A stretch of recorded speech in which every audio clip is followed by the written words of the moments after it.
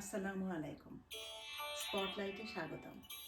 স্পটলাইটের আজকের অতিথি আমার মাতৃস্থানীয়া, কিন্তু তিনি আমার প্রজন্ম এবং আমাদের পরবর্তী প্রজন্মের জন্যেও হতে পারেন একজন প্রেরণার উৎস। স্পটলাইটের আজকের অতিথি মিসেস শওকতারা হায়দার। জন্ম দ্বিতীয় বিশ্বযুদ্ধকালে 1942 সালে হুগলি জেলায়। 1950 সালে তিনি পরিবারের সঙ্গে ঢাকায় চলে আসেন। 1954 সালে তিনি খুলনার করোনেশন গার্লস হাই স্কুল থেকে ম্যাট্রিকুলেশন পাশ করেন। 1960 সালে খুলনা বিএল কলেজ থেকে ইস্ট পাকিস্তান বোর্ড এক্সাম, আমাদের সময়কার এইচএসসি পাশ করেন এবং 1964 সালে একই কলেজ থেকে বিএ পাশ করেন। পরবর্তীতে তিনি ঢাকা বিশ্ববিদ্যালয় থেকে 1970 সালে এডুকেশনে ব্যাচেলর এবং 1976 সালে এডুকেশনে মাস্টার্স সম্পন্ন করেন। পড়াশোনার পাশাপাশি তিনি বায়োগ্রাফিক্যাল এনসাইক্লোপিডিয়া নামে একটি ম্যাগাজিনের সহকারী এডিটর হিসেবে কাজ করেছেন। কিন্ডারগার্টেন স্কুলের অধ্যক্ষ হিসেবে কাজ করেছেন। পড়াশোনা শেষে 1976 সালে তিনি মেরিগোল্ড কিন্ডারগার্টেন নামে নিজে একটি স্কুল প্রতিষ্ঠা করেন। স্কুলটি পরবর্তীতে মাধ্যমিক স্কুলে উন্নীত হয়। 17 বছর স্কুল পরিচালনার পর স্কুলটি বন্ধ হয়ে গেলে তিনি সোশ্যাল কাউন্সিলর হিসেবে কাজ করেন। আহসানিয়া মিশনের সঙ্গে সম্পৃক্ত থেকে তিনি ইউনাইটেড নেশনসের রেফিউজি রিহ্যাবিলিটেশন প্রোগ্রামে কাজ করেন। 1999 সালে তিনি মেয়ের কাছে কানাডায় বসবাস করতে আসেন। এখানে এসে তিনি ম্যাকইওয়ান ইউনিভার্সিটিতে teaching English as foreign language course সম্পন্ন করেন এবং Mennonite centre, Catholic social service, changing women এসব প্রতিষ্ঠানে কাজ করেছেন। তিনি বাড়িতে ডে হোম পরিচালনা করেছেন। বর্তমানে তিনি অবসর জীবন যাপন করছেন ছেলে মেয়ে নাতি নাতনি নিয়ে। পাশাপাশি তিনি ছবি আঁকেন, লেখালেখি করেন। কথা বলছি মিসেস শওকতারা হায়দারের সঙ্গে। আসসালামু আলাইকুম।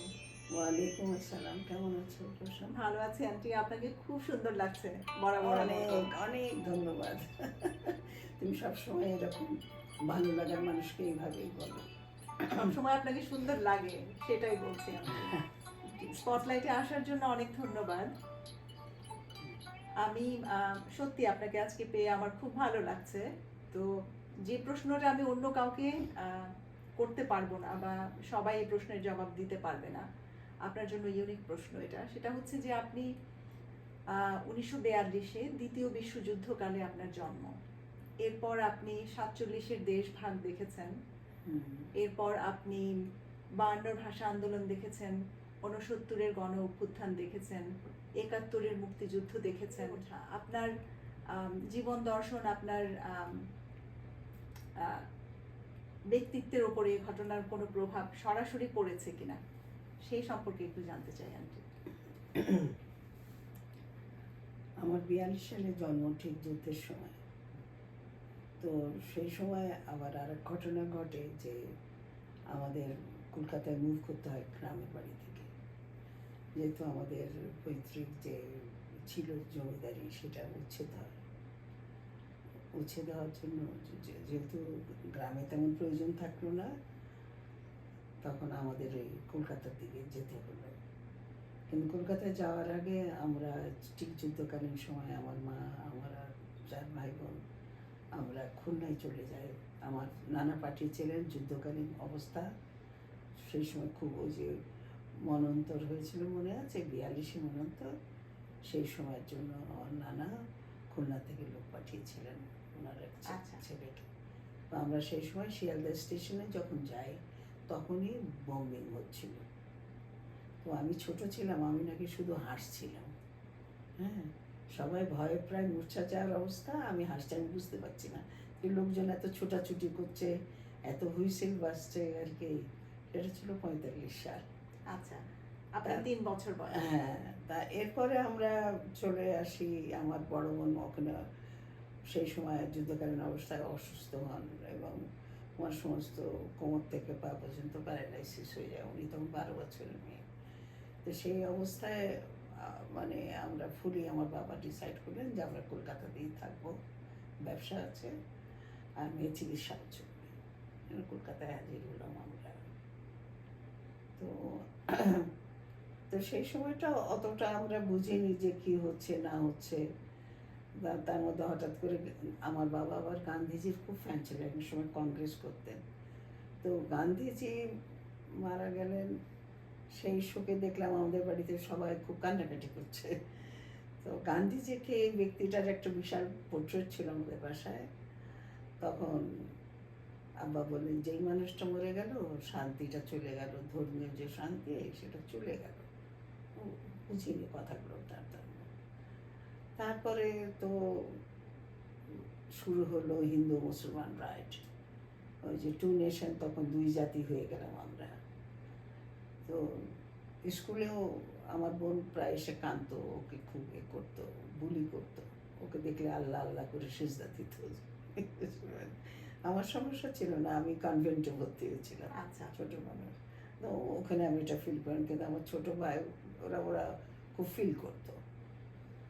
তো সেই রকম অবস্থায় এরকম একটা ঘটনা যখন ঘটতে থাকলো, রাইট প্রথমে বিহারে হলো, সে কি মর্মান্তিক দৃশ্য সমস্ত এতে পেপারে, তখন তো আর টিভি ছিল না, পেপার ভর্তি বড় বড় ছবি, যে এক একটা গ্রাম কিভাবে তারা মানব শূন্য করেছে, যারা বাঁচছে তারা কিভাবে যাচ্ছে, চিল শকুন উঠছে, এসব ছবিগুলো আমিও দেখতাম। এতে দেখতাম যে সবাই খুব হাইতোষ, খুব ইয়ে হচ্ছে যে নেক্সট আমাদের কখন শুরু হবে, এরকম একটা ভাব, ভয় ভয় থাকতেন। আর আমার বড় বোন এই সময় হাসপাতালে ভর্তি ছিলেন তার ওই ট্রিটমেন্টের জন্য। তো ওনার একটা ভালো সার্জারি হয়েছিল, তো ওনার কোমর থেকে পা পর্যন্ত প্লাস্টার ছিল। তো কলকাতায় যখন রাইডটা শুরু হলো, মানে খুবই খারাপ, এক একটা এরিয়াতে হচ্ছে, আমরা শুনতে পাচ্ছি, জানতে পাচ্ছি, মানুষের আসা যাওয়া, মানুষে অনেকে মুসলমানরা হিন্দু সাজলো, হিন্দুরা মুসলমান সাজলো, যে যার এলাকায় কেউ কেউ দোয়া কলমাও শিখে নিল, কেউ রাম নাম সাচায় শিখে নিল, এই অবস্থায় আর কি। তো এই মধ্যে মাঝে মধ্যে রাত্রেবেলা সোলজাররা নামতো, তখন চুপচাপ থাকতো, কিন্তু ওই মাঝে মাঝে এই দুপুর থেকে শুরু হতো রাতটা, হঠাৎ করে বাসটা যখন খুব মানুষ সমাগম হয় তখন। আর বেশি করে এগুলো হতো বস্তিবাসীদের ওপর, বস্তিবাসীদের ওপর, আর বেশিরভাগ বস্তিতেই মুসলমানরা থাকতো। দে আর দ্য মোস্ট ভিকটিম দেয়ার। তো ওই রকম অবস্থায় ক্ষত বিক্ষত মানুষজন, আগুন লেগে যাচ্ছে, আমি আমাদের ব্যালকনি থেকে ছোট মানুষ ওখান দিয়ে বসে বসে আমি আর আমার ভাই দেখতাম, কি কাঁদছে, কেউ দৌড়াচ্ছে, হাই হুতোষ করছে, একটা আগুনের ট্রামটা যাচ্ছে, ভয়ঙ্কর একটা দৃশ্য সেই সময়। তো আমাদের উপরতলায় কিছু পাঞ্জাবি ছিলেন, ওনারা হিন্দু পাঞ্জাবি, এমনিতে ওনাদের সাথে আমাদের বেশ বন্ধুত্ব ছিল, এমনকি খাওয়া দাওয়াও করতেন এসে। তারা বলতে লাগলেন যে রউফ ভাই আর কিতনা দিন ऐसे रहेंगे, कब लोग आके मार देंगे। তো আব্বা বলতেন যে না বাবা, আমি আমার দেশ ছেড়ে কোথাও যাচ্ছি না, আমি এখানে জন্মেছি, আমি এখানেই থাকবো। তো ঠিক বাত হ্যাঁ বলে চলে যেত, কিন্তু এই রাত্রেবেলা সে আমাদের ব্যালকনিতে হাত বোম মারত, মানে ভয় দেখিয়ে ভয় দেখে আমাদের উৎখাত করা, আচ্ছা। আমাদের জিনিসপত্রগুলোকে নিয়ে। শেষ পর্যন্ত তাই হলো, যখন সমস্ত শহরে কারফিউ, আগুন, রাইড চলছে, সেই সময় আমার চাচা ছিলেন ম্যাডেন স্ট্রিটে, ওখানটা সেফ প্লেস ছিল, বিকজ ওখানে ব্রিটিশ আর্মিদের একটা ছিল। তো আমার চাচা একদিন আসলেন, এসে আমার বাবাকে বললেন যে মেজো ভাই আপনি তো যেতে পারছেন না পুরো ধরে, আমি একটা প্লেন চার্টার করেছি, আমি আপনার 2 ছেলে 2 মেয়েকে নিয়ে যাই। That time I was only 7.5, আমার তো ভাবতেই পারছে না আমি কীভাবে যাবো প্রায়। তো আব্বা বললেন যে হ্যাঁ ঠিক আছে, কেন আব্বার আর চয়েস নাই, হয়তো ডু অর ডাই, হয়তো এদের নিয়ে মরবো, নাই ওরা বাঁচুক। হ্যাঁ, আমার চাচা ভাবলেন ও আমার মেজো ভাই ফ্যামিলির কিছু বাঁচুক, এই অবস্থা আর কি। তো ওই অবস্থায় আমরা ওরিয়েন্ট এয়ারওয়েজ বলে একটা প্লেন চার্টার করেছিলাম, তার মধ্যে আমাদের পরিবারেরই সবাই ছিলেন। আর আমার খুলনার একজন আমাদের মায়ের ছিলেন, মামা মামি, ওনারা কলকাতাতেই থাকতেন, তো ওনারাও উঠলেন, এই সবাই আমরা। তো যাওয়ার সময় আমরা দেখলাম যে খুব কষ্টকর ছিল সেই সময়, সেটা 50, তখন 1950। তারা আমাদের কিছু নিতে দিচ্ছে না, প্রত্যেকের হাতে একটা করে সুটকেস। ইভেন যে গোল্ড নেব, টাকা নেবে, ওরা ভাবছে। তো আমাকে হঠাৎ করে আমার পূর্ব একটা টায়ারা পরে দিলেন। I was feeling so embarrassing. আমি কান্নাকাটি শুরু করলাম যে না, আমি এটা পরবো না, আমি এটা পরে যাবো না। তখন ওরা মরবে যা ছুরি, এখন সময় এসব বলে বলে ওই টায়ারটা খুলে উনি রুমালের ভেতরে ঢুকালেন। আচ্ছা। তারপরে টিফিন বক্স আমি কিছু গহনা রেখেছিলেন, এইভাবে আর কি।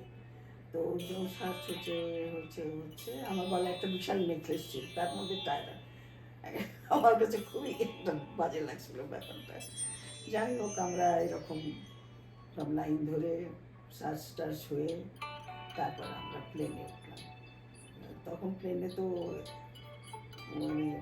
মানে এসি টেসি ছিল না, বাতাসও না, সবার হাতে হ্যান্ড ফ্যান, হাত পাখা, বিশাল আওয়াজ, বুঝছো। আর জীবনে তখন প্রথম প্লেনে চলা।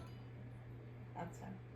যাক, আর যখন আসলাম ঢাকায়, দমদম এয়ারপোর্টটা কমপ্লিটলি টিনের, হ্যাঁ, আচ্ছা। আর একটা ছোট চিকন রাস্তা। দমদম এয়ারপোর্ট তো কলকাতা দমদম না, থেকে, আমাদের আচ্ছা। ঢাকা এয়ারপোর্ট। ঢাকা হ্যাঁ, এয়ারপোর্ট, ঢাকা আচ্ছা, আচ্ছা। এয়ারপোর্ট। দমদম এয়ারপোর্টও অত বড় ছিল না তখন তো, কিন্তু আমাদের সেই। আরো মানে একদম গ্রাম, তো মনে হলো আমরা একটা গ্রামে নেমে গেলাম। আচ্ছা। এই হলো 50-তে আমাদের অবস্থা। আমরা 4 ভাই বোন, আমার চাচার ফ্যামিলির সাথে চলে আসলাম। এসে আমরা গান্ডেরিয়া বলে একটা জায়গায় উঠলাম। সেই সময়টা আপস্কেল ছিল, আসলে হচ্ছে গ্র্যান্ড ওয়ে, এটা হয়ে গেছিল গ্র্যান্ড ওয়ে গ্যান্ডারিয়া হয়ে গেছে। গান্ডেরিয়া আচ্ছা। হয়ে গেছে। আমরা এখানে যারা এখন গ্যান্ডারিয়াতে থাকে তারাও মনে হয় জানে না যে গ্র্যান্ড ওয়ে থেকে এটা গ্যান্ডারিয়া হয়েছে। তো ওখানে একটা সামনে একটা রেল স্টেশন ছিল, আর এত বিল ছিল, এত সুন্দর ছিল যে আমি বলতে গেলে আমি মন খারাপ হলেই আমি এই বিলে খাটে ঘুরে বেড়াতাম পাশে পাশে। আজটা এনজয়, এরকম এনজয় তো আমি করতে পারিনি আমার বুদ্ধিতে আর কি। কলকাতায় তো না, সারাক্ষণ রাইড, হাঙ্গামা দাঙ্গামা চলছিল। I was quite happy. কিন্তু পরে অনেক মিস করতাম মা বাবাকে, যে কাকু তো মা বলে ডাকতে পারছি না, চাচি এরকম। দাদি ছিলেন, দাদির সাথে যে সখ্যতাটা চলছে। তো এই সময় 52 সালে শুরু হলো ভাষা আন্দোলন। ভাষা আন্দোলন। ভাষা আন্দোলন। তো আমরা তো বুঝতাম না, স্কুলে তখন আমি ভর্তি হয়েছি ক্লাস 2-তে। তো দেখছি সব বড় বড় শাড়ি পরা মেয়েরা আসছে, সবাইকে বলছে বাড়াও বাড়াও। হ্যাঁ, আর আমাদের যে দিদিমণি, উনি উনি কিছু বলছেন না, উনি চুপ করে দাঁড়িয়ে রয়েছেন। কেন, শিক্ষিকা হিসেবে তো হ্যাঁও করতে পারেন না, নাও করতে পারেন না। তো স্কুল বন্ধ হয়, আমি দেখলাম যে বেশ মজা, তো এরা কোথায় যাচ্ছে, আমিও পিছন পিছন চললাম মিছিলে যাচ্ছে। মিছিলে। আমি দেখছি এরা বলছে বাংলা ভাষা চাই, হ্যাঁ, রাষ্ট্রভাষা বাংলা চাই, এইসব বলছে। তো দেখতে দেখতে লোহারপুর পর্যন্ত চলে গেছে, আমি তো পথই চিনি না। তারপরে ওখানে যখন দেখলাম ওরা আরো দূরে চলে গেল, আর আমি লোহারপুরে দাঁড়িয়ে থাকলাম। মানে খুব তখন ভয় লাগছে। তো এই সময় দেখি একদল ছেলে, স্কুলের ছেলেরা ফিরে যাচ্ছে। তা আমাকে দেখে চিনতে পেরেছে, এই তুই এখানে দাঁড়িয়ে আছিস, কি করছিস? তখন আমার কান্না আবার শুরু হয়েছে, আমি কী করবো, কোথায় যাবো। ওর সাথে ফিরলাম। যখন ফিরে এসছি বিকেলের দিকে দেখি 2টা পুলিশের গাড়ি এসছে, এসে ওই পাড়ার ওই সব আমাদের ভাই ব্রাদারদের সব তুলছে। তা যাদের তুলছে তারা তো উঠে গেছে, আর বাকিরা পুলিশের গাড়ির পেছনে দৌড়াচ্ছে নামাবার জন্য। এরকম করতে করতে দেখলাম যে খানিক দূরে যে পুলিশ গাড়ি থামিয়ে সবকটাকেই নামিয়ে দিয়ে চলে গেল। আচ্ছা। একটা ফানি সিন ছিল। তো বাসার মতো হলো কি, আমার দাদি বলছে, এই কি হচ্ছে রে, বাংলা ভাষা রাষ্ট্রভাষা বাংলা চাই মানে কি? তো আমি তো তখন মনে হয় অনেক পণ্ডিত হয়ে গেছে আর কি। আমার ওইগুলো তো সব লামার্সে পড়েছে, ওরা তো ভাষাই বোঝে না, আমার চাচার ছেলেমেয়েরা। তো আমি বললাম, দাদি ওই বাংলা ভাষা আর বলা যাবে না। আমার দাদি বলছে, কেন বাংলা ভাষা বলা যাবে না কেন? আমার দাদি বলছে যে উর্দু বলতে হবে। তারপরে আমার আমার চাচি ছিলেন, উনি হায়দ্রাবাদের টিপু সুলতানের ফ্যামিলি, উনি বেচারি অনেক কষ্টে বাসায় বাংলা শিখছেন। উনি বলছেন আচ্ছা হুয়া আপসে মুঝে বাংলা নেই বললে হোগা। দাদি বলে চুপ কর মুখ পুরি, কে বলেছে বাংলা বলা যাবে না, বাংলা আমরা বলবোই। বুঝছে? আমার দাদির এক্সপ্রেশনটা ওই রকমই, তোর মুখ পুরি চুপ কর, বাংলা ভাষা তো আমরা বলবোই। এই হলো সেই বাংলা ভাষা আন্দোলনের কথা। হ্যাঁ, বাংলা ভাষা আন্দোলনটা অত ভয়ঙ্কর হয়নি, অত ভয়ঙ্কর হয়নি। হয়নি। তবে আমার খালাতো ভাই ওরা সবাই মেডিকেলে পড়তেন, তো ওনাদের কাছ থেকে শুনেছিলাম যে ওখানে সকালবেলা দাঁত মারছিল, উম, গুলি টুলি হয়েছে ইত্যাদি ইত্যাদি। কিন্তু আন্দোলনটা যত বড় ছিল, ভায়োলেন্স ওরকম হয়নি। সেই আর আপনার তো আহ, 52 ভাষা আন্দোলন দেখার ঠিক আগের অভিজ্ঞতা হচ্ছে 47-এর কমিউনাল সেই, রাইট। হ্যাঁ, সেই তুলনায় সেই তুলনায় এটা কিছুই না, এটা কিছু একেবারে মনে হয়নি। ডাল ভাত মতো মনে হচ্ছিল। আচ্ছা, কিন্তু ছোটবেলার যে যে ভায়োলেন্সগুলো, এগুলো ইম্প্যাক্ট আমার মধ্যে কিন্তু কোনো সময় এই যে একটা আছে না যে হিন্দুদের উপর রাগ হচ্ছে বা এর উপর রাগ হচ্ছে, আমার কিন্তু রাগ হতো না, বুঝতাম না আমি। আমার কাছে মনে হতো তো এই যে হিন্দু হলে মরতে হবে, মুসলমান হলেও মরতে হবে, তো তো দুই ধর্মই তো এক হয়ে গেল, তার ভয় কিসের? সেই anyway you have to survive in this society. এই কিন্তু আমার কোনো সময় রাগ হতো না, কারণ আমার অনেক, আমাদের বাসাতে অনেক হিন্দু ফ্রেন্ড ছিল বাবার, মানে থাকারই কথা। হ্যাঁ একেবারে ছোটবেলার বন্ধু। তারা মাঝে মধ্যে ওই কারফিউর সময় চলে আসতো, অনেকে ওই ড্রাঙ্ক, রাত্রেবেলা মদ টদ খেত, বাড়ি ফিরতে পারছে না, কোনো রকম চলে ওই আমাদের বাসায় আসতেন। আমার আব্বা আবার ওকে ওনাদের চাপা দিয়ে শুয়ে রাখতেন, কারণ মুসলমান এরিয়া বাগ সার্কাস, যদি টের পায় তো ঘরে আসবে। হিন্দুদেরও ভয় ছিল। তো মাঝে মাঝে উঠে উনি বলতো মায়া শান্তি শান্তি পানি দে, আব্বা বলতো চুপ করো তিন কুড়ি, কথা বলো না। তো সকালবেলা আব্বা ওনার প্যান্ট শার্ট পরিয়ে, ওই ধুতি মুতি খুলিয়ে শার্ট প্যান্ট পরিয়ে ওনাকে বিদায় করতেন। তো এগুলো আর কি আচ্ছা। অভিজ্ঞতা। এরপর 52 ভাষা আন্দোলনের পরে আপনি 69-এর গণ অভ্যুত্থানটাও দেখেছিলেন, হ্যাঁ, তখন বাংলাদেশে ছিলেন। তখন বাংলাদেশ, তখন আমি লেখাপড়াও শেষ করেছি, আমার গ্র্যাজুয়েশন শেষ হয়েছে, মাত্র চাকরি নিয়েছি Pakistan biographical encyclopedia of Pakistan, যেখানে আমি ভিএপিসদের ইন্টারভিউ করতাম। আচ্ছা, তো ওই অফিসটা ছিল 6 নম্বর রোডে। তো ওইখান থেকে মাঝে মধ্যে দেখতাম ওই যে আন্দোলন চলছে, মজম হোসেন ওই তো, তো যিনি আমার ডাইরেক্টর ছিলেন তিনি হচ্ছে বিগ গেম হান্টার, ওনার বই টইও আছে। তো উনি মাঝে মাঝে বলতেন যে তুমি এই শেখ মুজিবকে কী ভাবো, এই যে গাদ্দার? হ্যাঁ, তারপরে দেখো কোনো কোনো সময় মনে হয় কি জানো, গাদ্দারদের তোমরা যখন গাদ্দার বলো আমরা তাদের দেশপ্রেমিক বলি, মেবি হি ইজ প্যাট্রিয়ট। তখন ও বলতো যে যে দেশ ভাঙার জন্য প্যাট্রিয়ট। আমি বলতাম যে না, ও তো দেশ ভাঙতে চাচ্ছে না, তো মাত্র 6টা দফা চাচ্ছে।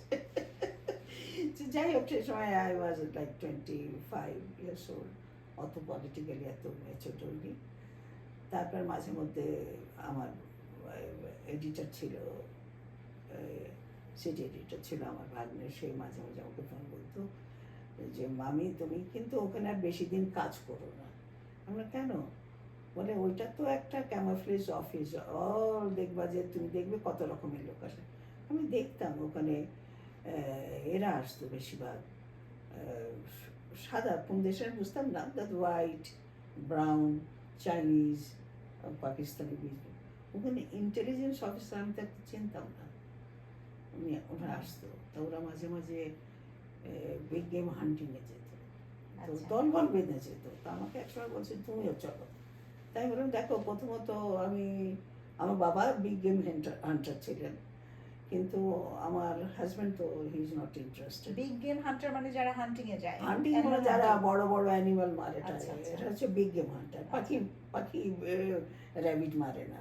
হুম, তো এরকম একটা অবস্থা আমি বললাম যে না, আমার কিডসটা আছে, আমার তখন 2টো বাচ্চা, আমার কিডসটা আছে, আর আমি রাত বিরাতে তোমাদের সাথে ওই পশু মারা দেখতে যাব না। তা তা আসলে ওটা ছিল ওদের দেশ to go for their Retreat, ওখানে সিকিউরিটি গিয়ে। এটা। তো আমি যখন এরকম আস্তে আস্তে বুঝতে পারলাম যে this people are not their customer or friend, কারণ আমি আস্তে আস্তে বুঝতে পারছিলাম যখন দে ইউজ টু টক, তাদের কথাবার্তা বা ভঙ্গিতে আমাদের দেশের লোকের যারা অবজারভারের যিনি এডিটর ছিলেন সামাদ সাহেব, উনিও আসতেন। The press people, political people, বেশি আনানো না ওখানে, যে উদ্দেশ্যের অফিসটা বানানো সেই উদ্দেশ্যটা কম, আচ্ছা। মানে কম। তো পরে আমি দেখলাম যে না, এখানে আমারও ভাগ্নবার বলে যে এখন right time to go out. তখন 70 সাল এসে যাচ্ছে। তো বার হলাম, কারণ শেখ মুজিবে অ্যারেস্ট হলো। আচ্ছা। মনে হচ্ছে শেখ মুজিব অ্যারেস্ট হলো, তারপরে ছাড়তে বাধ্য হলো। সেই সময় আমি চাকরিটা ছেড়ে দিলাম। আচ্ছা। প্রথমত সেই সময় মহিলাদের চাকরি করার যে এনভায়রনমেন্ট সেটা ছিল না, যদিও খুব পশ ছিল সব কিছু, কিন্তু আমার কাছে মনে হলো যে this is not the right time. আর আমার বাচ্চারা আছে, তাদের জন্য আমাকে লুক আফটার করতে হবে, এই অফিস টাইমে আমি করতে পারবো না। মোরওভার আমি জব স্যাটিসফ্যাকশন যেটা সেটাও পাচ্ছি না। So I decided to quit. আচ্ছা। এরপর ওই অ্যাসিস্ট্যান্ট এডিটরের চাকরিটা ছেড়ে আপনি তখন আবার শিক্ষকতায় চলে আসলেন। হ্যাঁ, আমার হাজবেন্ড দেখলেন, ওনার খুব ইচ্ছা ছিল যে আমি সেই গল্পে পরে আসবো আমি, কিন্তু এরপর হচ্ছে আপনি বলছিলেন 69-এর গণ অভ্যুত্থানের কথা। এরপর আমরা এটার হচ্ছে পরে মুক্তিযুদ্ধ চলে এলো 71-এ, তখন আপনি কোথায় ছিলেন?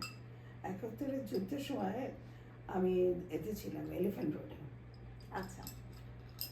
তো এলিফ্যান্ট রোডে ছিলাম, জাহানারা ইমাম ছিলেন, ওনার বাসাটার নাম ছিল সুরভি। আচ্ছা। তো ওই বাসাতেই আমি থাকতাম। তো জাহানারা ইমাম আমার বিএডের শিক্ষিকা ছিলেন, আর আর উনি অনেক স্নেহশীল ছিলেন, ওনার পাশাপাশিই থাকতাম। 71-এর যুদ্ধ যেদিন শুরু হয় মার্চের আগে, তার থেকে তো আমরা বুঝতে পারছিলাম যে একটা বিশাল কিছু একটা হতে যাচ্ছে, কিন্তু কি হবে সেটা বুঝতে পারছিলাম না। আচ্ছা। তো 26শে মার্চ রাত্রেবেলা, মানে যখন আমরা শুয়েছি ঠিক রাত 11টা থেকে কেউ কেউ বলছে ট্যাঙ্ক যাচ্ছে যাচ্ছে, আওয়াজ পাচ্ছি কিন্তু আমরা রাস্তায় যে ট্যাঙ্ক মুভ করছে। এত বিশাল একটা ট্যাঙ্কের যে আওয়াজ কোনোদিন তো শুনি নাই। তখন বলতেন, আমার হাজব্যান্ড বললো যে এটা ট্যাঙ্ক আওয়াজ হচ্ছে। তারপরে রাত্রেবেলা শুরু হলো, বিশ্বাস করো যেন মুষলধারে যেমন বৃষ্টি হয় ওইভাবে গুলি গোলা চলতে লাগলো, মানে কমপ্লিটলি মানে এর মতন আমরা হয়ে গেলাম যে হোয়াট টু ডু, এখন কি আমরা এই গুলিগালার মধ্যেই মরে যাবো আগে। তখন আমরা সবাই একবার ফ্লোরে শটান হয়ে বাচ্চাদের নিয়ে শুয়ে থাকলাম। হ্যাঁ, সারা রাত এরকম হলো। সেটা বলছেন 25শে মার্চের রাতের কথা? হ্যাঁ। আচ্ছা।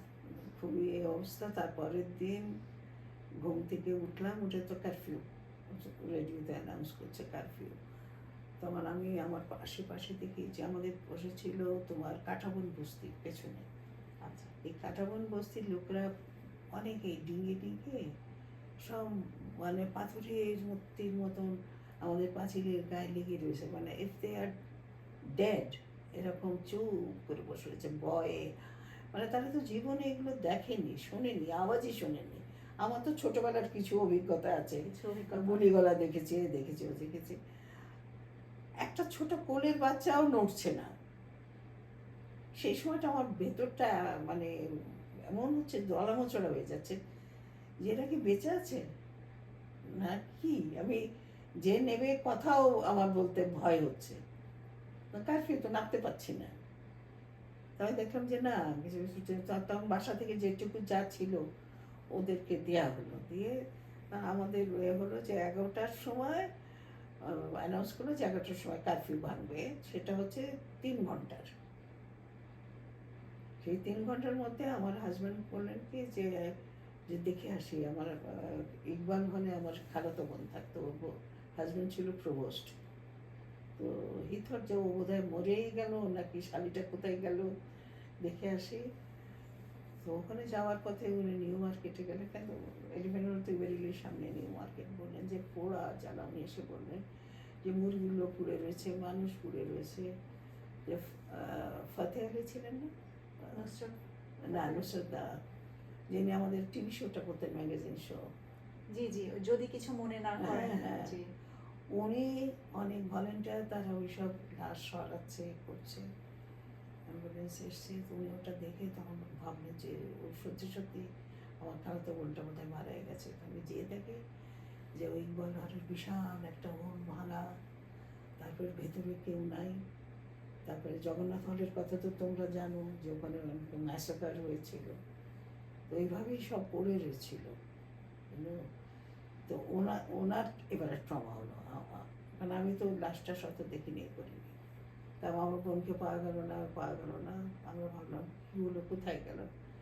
যাই হোক, এরা আসলে ভয় পেয়ে ওরা সব অ্যাম্বাসিতে চলে গেছে, শেল্টার দেয়ার। পরে জানতে পারলাম আর কি।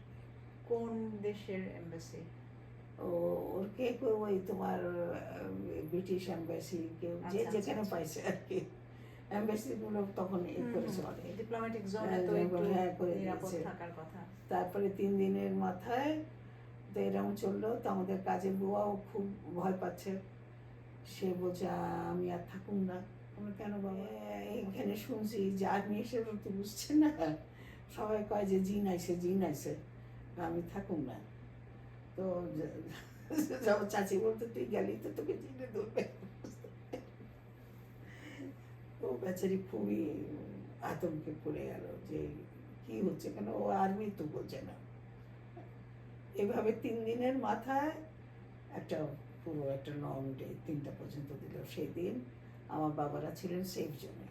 আচ্ছা এখান থেকে একটা সেফ জোন করেছিল। আচ্ছা আর আব্বারা ছিলেন 18 নম্বর। আচ্ছা। তো আমার আব্বা ওখান থেকে আমার ভাইকে পাঠালো যে ওদের নিয়ে আয়। তো যাবার সময় তো এখন তো কাজে মেয়ে ফেলে যেতে পারি না, কাজের ছেলেও ফেলে যেতে পারি না, কেমন একটা সিচুয়েশন চিন্তা করো। তখন ওদেরও নিলাম, গাড়িতে ঠেলে ঠুলে সবাইকে ঢুকাই নিলাম। কাজের ছেলেরা চলে গেল, মোহাম্মদপুরে থাকতো ওখানে। আর কাজের বুয়াটা বললো যে ওর বস্তিতে আছে, যে যার মতন পৌঁছে দিল। ওরা চলে গেল। এবারে মায়ের বাসা যে ঠাঁই নিলাম, সেখানে দেখি ওরে বাবা, দুনিয়ার মানুষ, হ্যাঁ প্রায় 30-40 জন। সেটা সেফ জোনটা কোথায় ছিল আন্টি? ধানমন্ডিতে, ধানমন্ডি, 18 আচ্ছা, নম্বর, আচ্ছা। 7 নম্বর, এগুলো আচ্ছা আচ্ছা ওগুলো সেফ জোন ছিল। আর ওদিকে ওই আমাদের শেখ মুজিবের ফ্যামিলিও ছিল 18 নম্বর ওই জায়গাটা। 32 নম্বরে। 32 নম্বরে না, 32 নম্বরে না, 18 নম্বরের ওদিকে। আচ্ছা আচ্ছা প্রথমে ওদের বাড়ি আচ্ছা আচ্ছা। ওটা ছিল। ওরা একদম আর্মি দিয়ে ঘেরা। তো তখন এসে দেখি যে আমার খালুজান খুলনা থেকে এসে আটকে গেছে। তো খালুজান আপনি বেরোলেন কেন? বলে আরে মা, আমি কি বুঝেছি যে এরকম কাণ্ড করবে। আমার ছিলাম পাবলিক করবে, আমি ছেলের নিয়ে আসছি, বিয়া দেবো। ছেলের বিয়া ঠিক হয়েছে, তা আমি খালুজান এখন বিয়ে হবে কি করে? বলে শোনো, আল্লাহর সব দিন ঠিক উনি ওরালো, এখনই যাবো, মেয়ে নিয়ে চলে আসবো কর্মপড়ায়। তো সে বেচারা তো কাপড় চোপড়ের ঠিক নাই। আমার ভাইয়ের এক ঢোলা মানে পায়জামা পাঞ্জাবি পরে, মানে আর আমার সমবয়সী ওইটা। আমি বাচ্চু, তুই তো ক্লাউনের মতো যাচ্ছে, তোর বউ তোকে দেখে পছন্দ করবে। বলে কি করবো, আম্মা বলেছে এখন বিয়ে করতে হবে, তো বিয়ে করতে চললাম। স্যান্ডেল ম্যান্ডেল কোনো মতো পরে, আমার খালা ছিলেন না, আমার খালাতো বোন, ওরা মিলে গেল সেখানে। সে বউ বেচারি প্রস্তুত ছিল না, ও যা পরা ছিল কোনো শাড়ি কলম পরায় ওকে নিয়ে চলে আসতে হতো। সে কাঁপছে, মানে শোয়ার জায়গা নাই, বসার জায়গা নাই, এরকম অবস্থায়। তো আমি আসার সময় আমার ফ্রিজে কিছু চিকেন আর ইলিশ মাছ ছিল, সেগুলো সেদিন সেই রাত্রে ওই দিয়ে আর কি খাওয়া হলো। কারণ কে তো বাজারঘাট করতে পারেনি।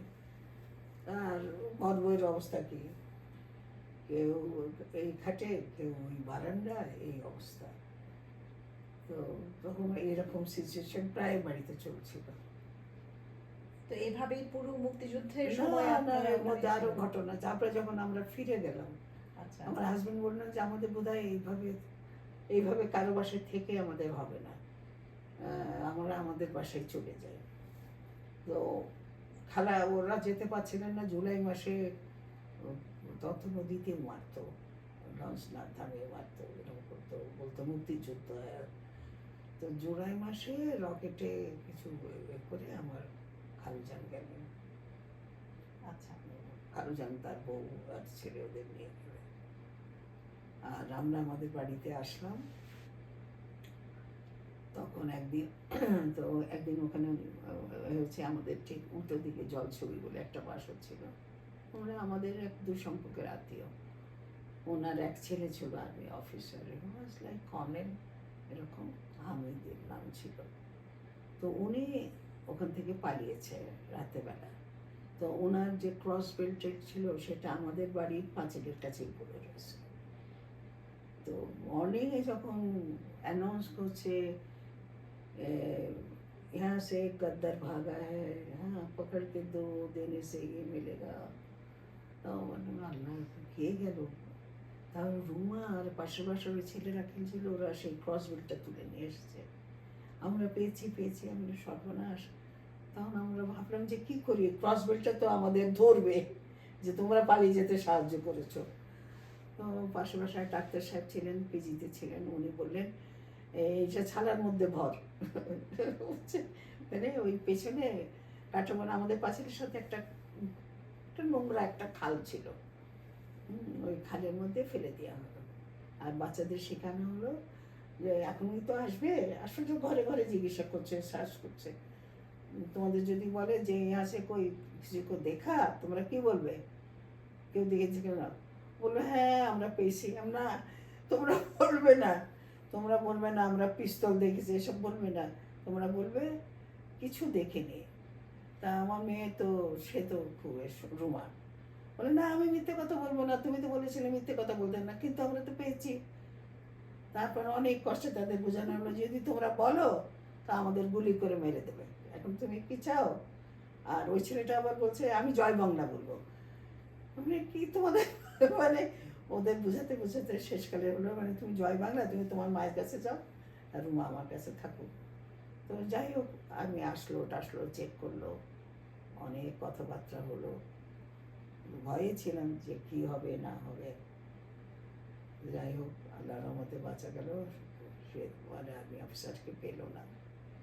এরপরের এপিসোডটা হচ্ছে যে একদিন সেখানে বোধহয় জুলাই মাস ছিল,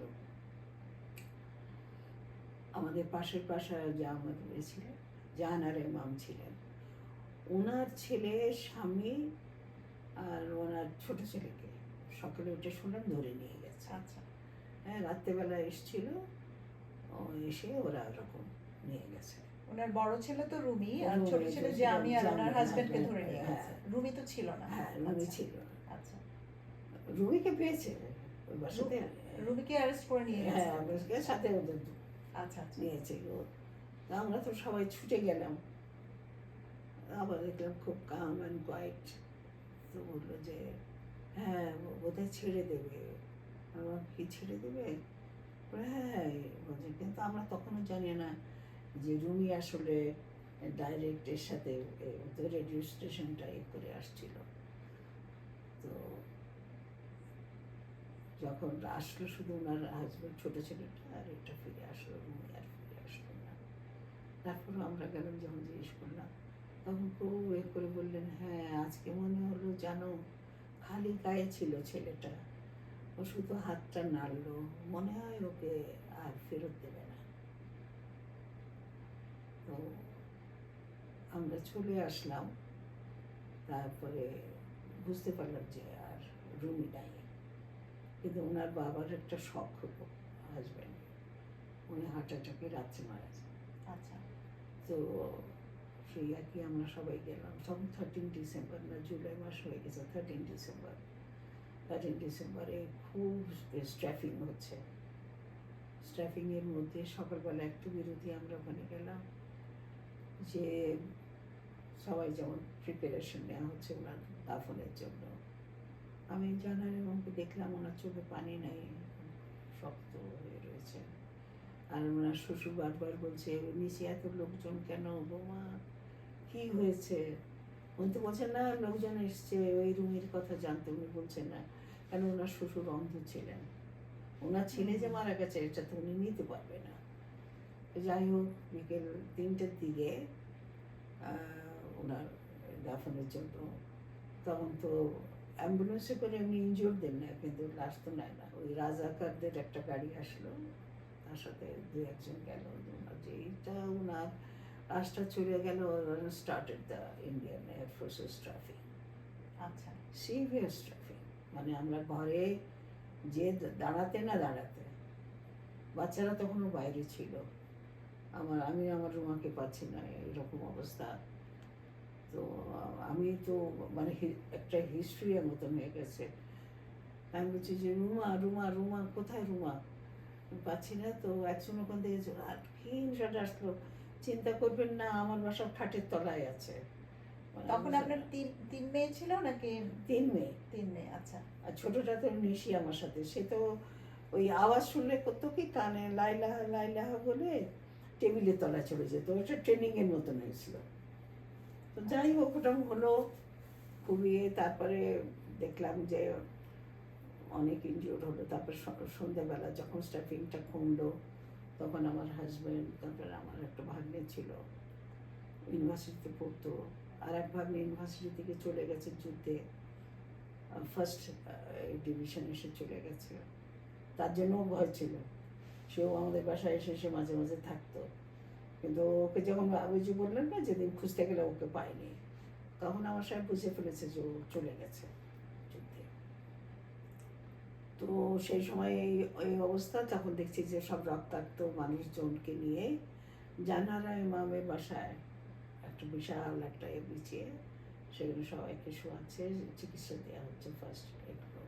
আর যারা মারা গেছে তাদের তো আর তোলা যাচ্ছে না।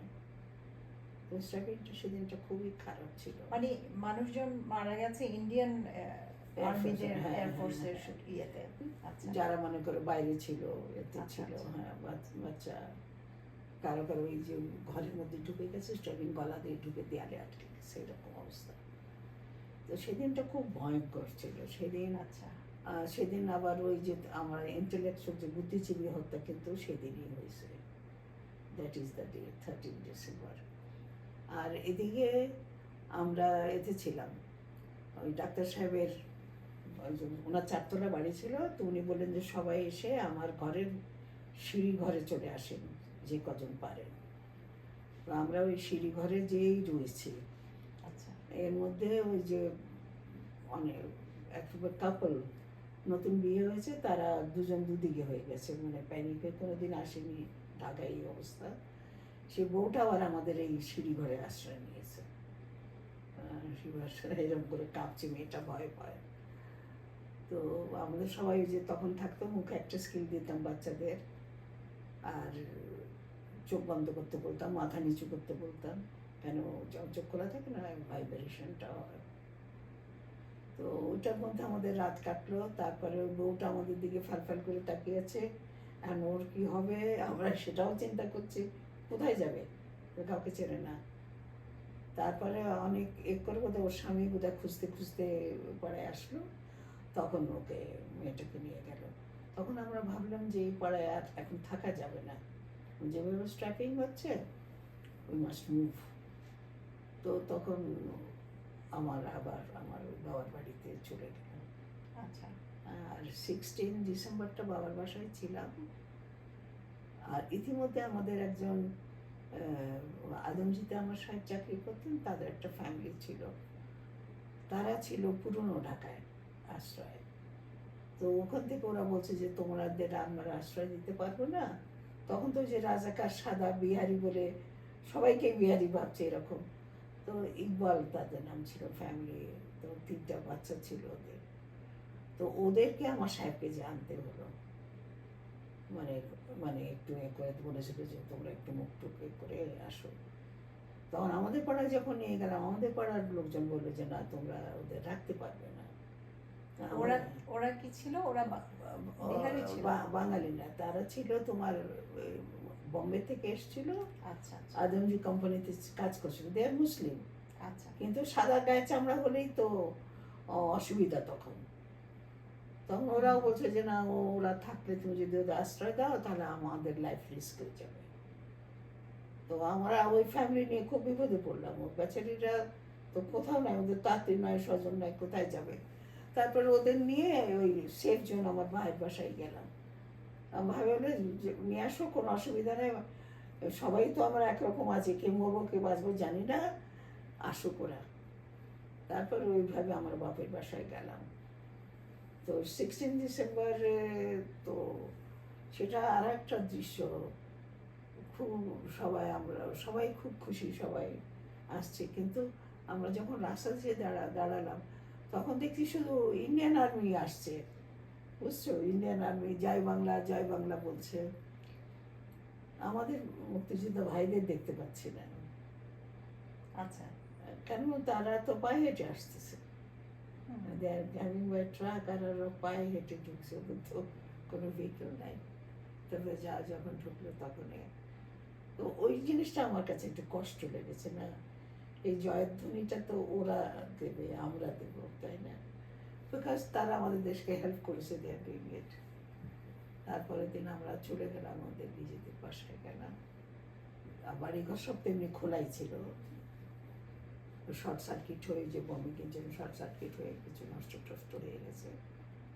এই তো 17 তারিখে তারপরে রাস্তায়ও দেখলাম যে অনেক মানুষ লাশ পড়ে রয়েছে, শুনলাম রাজাকার এদের মেরেছে। তখন আর একটা সমস্যা দাঁড়ালো, ওই রাজাকার আর ওই মুক্তিযুদ্ধ এবং রাজাকারদের মধ্যে আর কে স্বাধীন মুক্তিযোদ্ধা, দেশে এখন অন্য এক হ্যাঁ, যুদ্ধ। মুক্তিযোদ্ধাকে আর রাজাকারকে আমরা তো চিনতে পারছি না, হু ইজ হু। কিন্তু অনেক সময় অনেকে মুক্তিযোদ্ধাও সেজেছে সেই সময়, আফটার বলে না 16 ডিসেম্বরের মুক্তিযোদ্ধা, হঠাৎ করে তারা মুক্তিযোদ্ধাদের চেয়েও বেশি তাদের গলার আওয়াজ। আর তারাই কিন্তু এগুলো করছে, যারা শত্রুপক্ষ, যাদের শত্রু মনে করেছে বলে দেবে, তারা সেগুলোকে মারতেছে। রাজাকার তো মরছেই। আচ্ছা।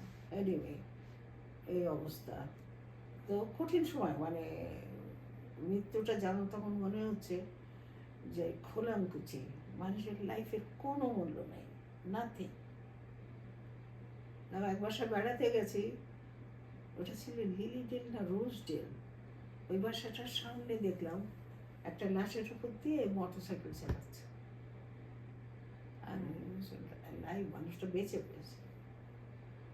তুমি চিন্তা করো, এই সব চিন্তা দেখলাম। তারপরে তো শুরু হলো, তুমি জানো, দুর্ভিক্ষ শুরু হলো, যত রকমের অনিয়ম শুরু হলো। তো যুদ্ধ বিধ্বস্ত দেশে এটা হয়, এটা স্বাভাবিক।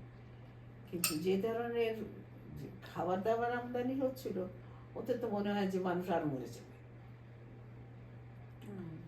মাটি মেশানো লবণ, বার্মার পচা চাল, ইন্ডিয়ার পচা চাল, যেটা 3 ঘন্টা ফোটালেও ফোটে না, তার মধ্যে দুর্ভিক্ষা, কোনো দোকানে কিছু নাই।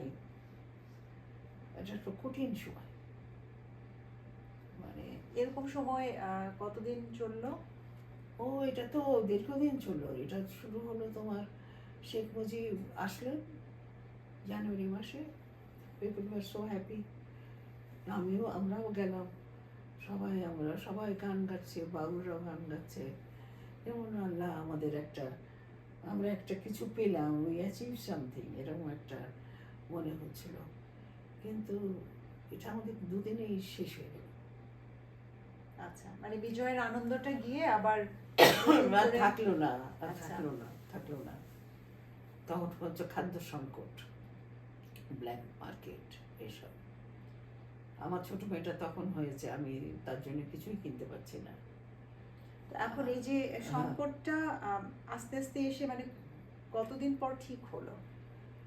এটা 75 সাল পর্যন্ত ছিল এই ধরনের, তবে তো সিভিয়ার না, আচ্ছা যখন ওই এটা হলো ফ্যামিনটা, এটা আমার নিজের চোখে দেখা এবং অত্যন্ত কষ্টকর। মানুষের গায়ে কিন্তু কাপড় তখন ছিল না, মানে কাপড়ও পাচ্ছে না। আমার ভাইরা কনসেন্ট্রেশন ক্যাম্প থেকে আসছে, পাকিস্তান থেকে, দে বট ক্লোথস ফর আস। মানে একবারে কাপড় নিয়ে এসছে, গজ কাপড়। আমি বলছি তোমরা নিয়ে এসছো কেন? বলে আমরা শুনলাম বাংলাদেশে কাফনের কাপড় পাওয়া যায় না। চিন্তা করো কি মানে এটা হয়েছে। আর সেই সময় মরিচ পাওয়া যাচ্ছে না, নুন, লবণের মধ্যে এত মাটি, সেই লবণকে আমরা ধুতাম, ধুয়ে তারপরে ওই লবণটা যখন গলে যেত, ধোয়ার পর পানি দিয়ে ওটাকে আবার জাল দিয়ে লবণ করতাম। চিন্তা করো যে আমাদের কি, আমার দুটো লোক থাকতো, একটা ওই লাইনে দাঁড়াতো, ওই যেখানে খাদ্য দ্রব্য দেয়, মানে চাল ডাল তেল দেয়, কেরোসিন তেল ওটাও নেই। আর এক দল থাকতো ওই কোথায় কি পাওয়া যাচ্ছে, মানে বাসায় এরকম একটা ছিল, দুটো লোক আচ্ছা। ছিল এই জন্য। তো এত ক্রাইসিস যে আমার ছোট মেয়েটার জন্য আমি দুধের, এখন একটা দোকান ছিল, স্টোর আমাদের বাড়ির কাছেই, তো সেখানে আমি বলে রেখেছিলাম যে তোমাদের ভাই দুধ আসলে আমি কাট করছি, আমাকে মাসে দুধ জাতীয়। তো ও যখন নাই, তারপরে দুধ শেষ হয়ে যায় তো হাতাহাতি মারামারি হয়, তখন ওই ব্যাকডোর দিয়ে আমার এই কাজের ছেলেটা লুকায় দুটো প্যাকেট নিয়ে আসতো। 4টা প্যাকেটটা 2টা, আধা কেজি এরকম, এই অবস্থা। তো আস্তে আস্তে পরে আপনার ঠিক হলো, মানে ক্রাইসিসটা অনেকদিন চললো, চলে। তারপর আস্তে আস্তে স্টার্টেড ক্রাইসিসটা আস্তে আস্তে 74 সালে একটু ঠিক হলো। 75 সালের পরে আরো তো তুমি জানো অনেক ঘটনাই ঘটেছে, হ্যাঁ হ্যাঁ সিপাহি মিউটিনি হলো, এটা হলো ওটা হ্যাঁ হলো। হ্যাঁ। তারপরে 75 সালের পর থেকে স্টার্টেড আর কি একটু স্মুথ হতে থাকলো। আপনার কি মনে হয় যে এই সংগ্রামী সময়টা মানুষ হিসেবে আপনাকে অনেক বেশি আম, মনোবল দিয়েছে, বা আপনার ব্যক্তিত্ব বা আপনার জীবন দর্শনের উপরে প্রভাব ফেলেছে? অনেকটা তাই। যেমন যেসব অভিজ্ঞতা আমি সঞ্চয় করেছি এই ক্রাইসিসে, সেটা হচ্ছে যে মানুষের সবচেয়ে বড় যেটা আছে মানবতাবোধ, সেটা আমার জীবনের একটা বলতে পারো দর্শন হয়ে গেছে, মানবতাবোধ। এবং এটার মধ্যে যে আমরা যে লেসনটা পেয়েছি, এই লেসনটা হচ্ছে যে আমরা ক্রাইসিস সৃষ্টি হয়, কিন্তু সেটাকে সমাধান করার জন্য যে আমাদের যেসব যেসব আমাদের প্রয়োজনীয় যেসব মানব গুণগুলো, সেগুলো দিয়ে সমাধা করা উচিত। হিংসাপরায়ণ হয়ে একজন একজনের উপরে সে প্রতিশোধ নেওয়া, এটা থেকে শান্তি ঠিক আসে না, যেটা প্রথম দিকে বাংলাদেশে হচ্ছিল না। ক্ষমাটা হয়নি, জেনারেল অ্যামনেস্টি শুধু ইন্ডিয়ান আর পাকিস্তানি আর্মিরা পেয়েছিল, অ্যান্ড সাম পিপুল গেট, কিন্তু ওই জেনারেল অ্যামনেস্টিটা খুব কাজে লাগে। আচ্ছা পরবর্তীতে আবার ওটাকে রিভাইভ হয়েছে, কিন্তু আচ্ছা পাকিস্তান আর্মিরা দে ওয়েন্ট সেফ। আচ্ছা। যারা জেনোসাইড করলো এ করলো ও করলো, ওটা ওরা সেফলি চলে গেল। তো এখানে দেখা যাচ্ছে যে আমার প্রাপ্তিটা এটাই হলো যে যতক্ষণ বেঁচে আছি জীবনটাই সর্বশ্রেষ্ঠ।